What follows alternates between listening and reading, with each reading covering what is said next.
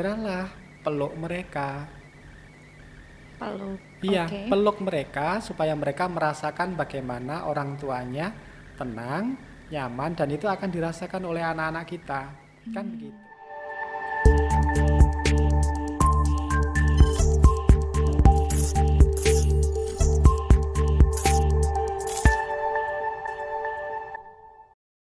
Assalamualaikum warahmatullahi wabarakatuh. Ayah bunda yang berbahagia, saya Umi Istighfariani senang sekali hari ini kita bisa bertemu lagi dalam program Parenting bersama Bapak Arif Budi. Jangan lupa untuk like, komen, subscribe, dan share channel SDMT TV ya.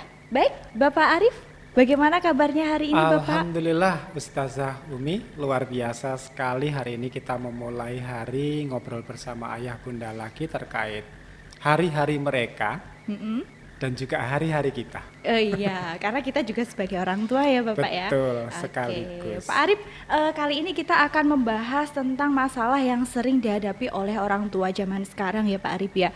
Terutama sekarang kan juga musim pandemi. Terus anak-anak mengerjakan tugas di rumah dan itu sudah membuat orang tua itu jadi tambah stres memikirkan anak-anaknya. Nah, terutama anak-anak yang mudian. Oke. Iya, mereka itu mau belajar, mau mengerjakan tugas itu sesuka mereka sendiri. Pokoknya semau mereka sendiri. Harus mengerjakan hari ini dibimbing oleh orang tuanya, mereka enggak mau. Nah, ini Betul. menurut Pak Arif sendiri gimana ya cara untuk mengatasi anak yang gampang mudian seperti ini? Iya, jadi sebenarnya kalau kita berbicara mudi itu apa sih? Mudi itu kan keadaan perasaan yang meluap-meluap, naik turunnya tidak bisa stabil.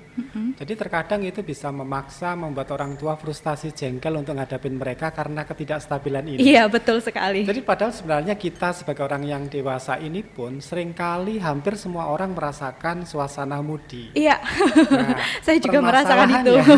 Permasalahannya kan ketika kita mudi itu adalah sebagai sebuah bentuk pada anak-anak. Ketika mereka mudi itu adalah sebuah bentuk di mana mereka itu belum mampu untuk mengontrol diri mereka. Terus yang kedua, mereka menjadi mudi karena mereka belum mampu untuk berkosakata yang baik untuk menyampaikan sesuatu yang menjadi keluhan mereka.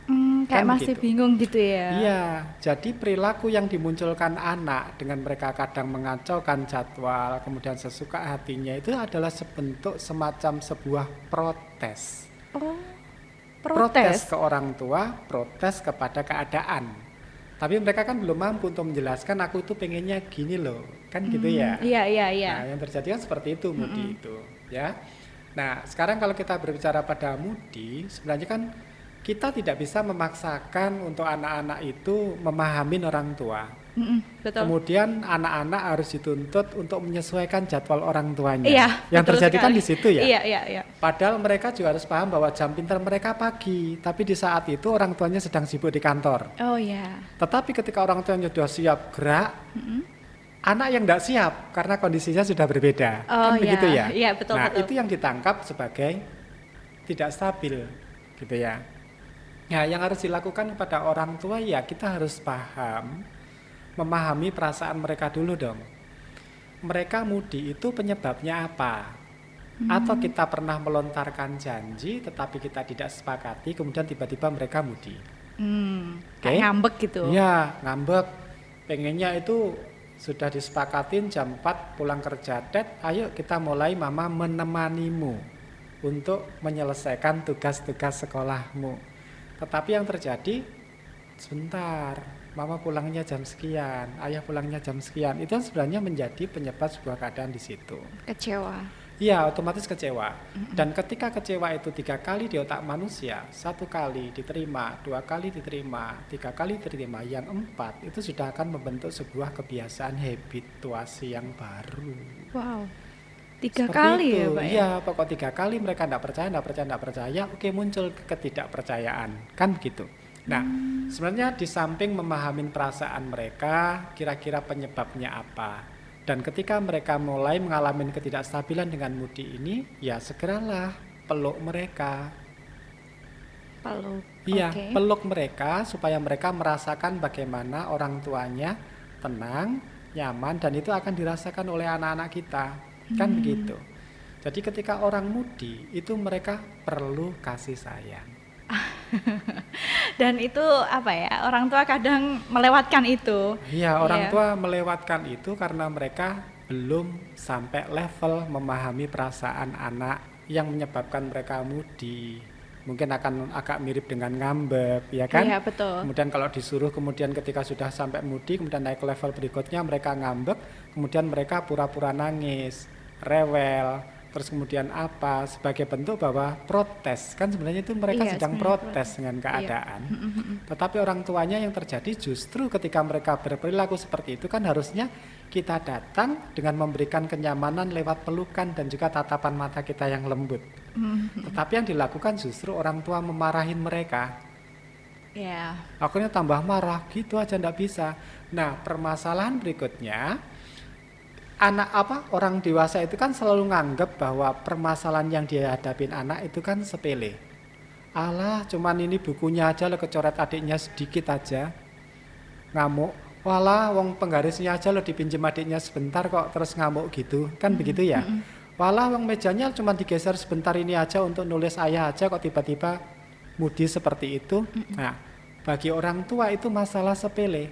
Tapi bagi anak yang masalah sepele itu karena dia masih punya keterbatasan untuk menyelesaikan yang kita anggap sepele itulah yang akhirnya membuat mereka mudi menjadi jadi. Oh, begitu. Gitu. Jadi permasalahannya sebenarnya ya gampang sekali ya. Tinggal dipeluk, dipahami Peluk, mereka. pahami perasaannya, dibuat kemudian nyaman. dipeluk, buat mereka nyaman, kemudian jalin komunikasi. Oke. Kesepakatannya apa? Ya maaf ya, mama janji jam 4 datangnya jam 5. Maaf ya, ya sudah, gantinya apa? Kan begitu ya? Oke. Jadi akhirnya sebagai bentuk gantine opo itu sebagai bentuk ngerti banget nih, kan gitu ya. Iya. Itu sebenarnya terjadi seperti itu, Ustazah. Oke, wah permasalahan yang sebenarnya banyak orang tua yang merasa sangat kesulitan dan bisa diselesaikan dengan sangat mudah sekali sebenarnya. Sangat mudah sekali. Sebenarnya kita perlu menurunkan level ego kita sebagai orang tua. Untuk akhirnya kita vibrasi, getaran pikiran kita, frekuensi kita sama dengan anak. Ya. Jadi terkadang ketika orang tua pulang kantor, ya kita harus wudhu dulu depan rumah, tenangkan dulu. Jangan sekali-sekali paksakan kalau memang ini jadwal anak, kemudian kondisi kita belum siap, ya jangan dipaksakan. Karena pasti akan terjadi sesuatu yang anak bisa menerima vibrasi tersebut. Oke, terima kasih Pak Arif. Sami-sami, Ustazah Umi. Iya, baik ayah bunda yang berbahagia, itu tadi adalah tips yang sangat efektif untuk menghadapi anak yang mudian ya.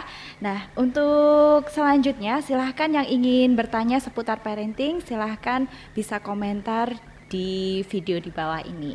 Nah, sekian dari kami. Wassalamualaikum warahmatullahi wabarakatuh. Waalaikumsalam warahmatullahi wabarakatuh.